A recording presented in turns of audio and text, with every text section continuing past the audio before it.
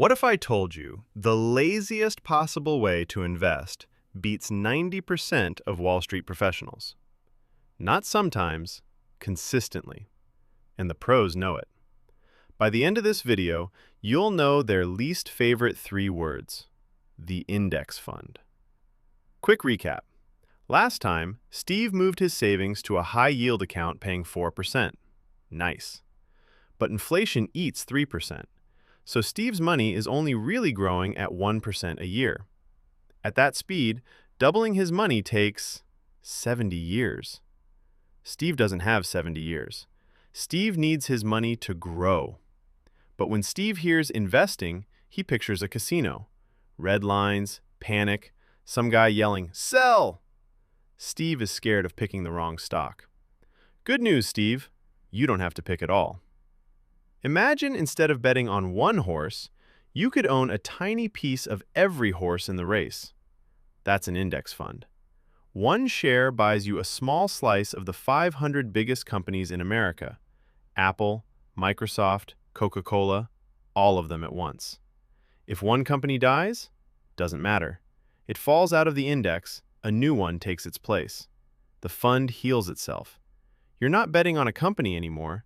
You're betting that the American economy as a whole keeps going.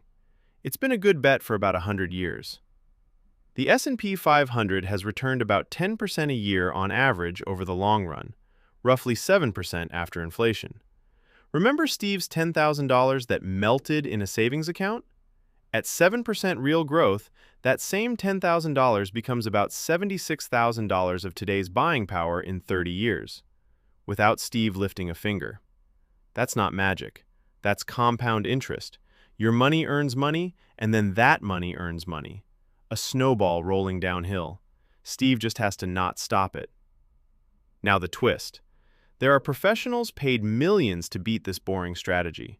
Fancy suits, Bloomberg terminals, Harvard degrees.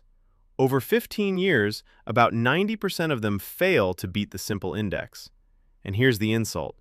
They charge you 1 to 2% in fees for failing. A 1% fee sounds tiny. Over 30 years, it can eat a quarter of your final pot. Index funds charge as little as 0.03%. That's 30 times cheaper for better results.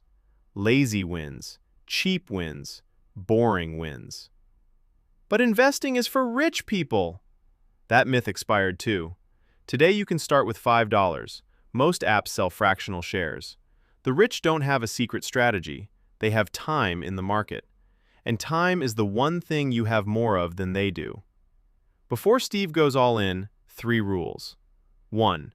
Emergency fund stays in savings. Never invest money you might need next month. 2. The market will drop sometimes. 20, 30%. Smart Steve doesn't panic sell. He knows this game is 10+ years long. 3. Invest a fixed amount every month, automatically, and ignore the news. That's it. That's the whole strategy.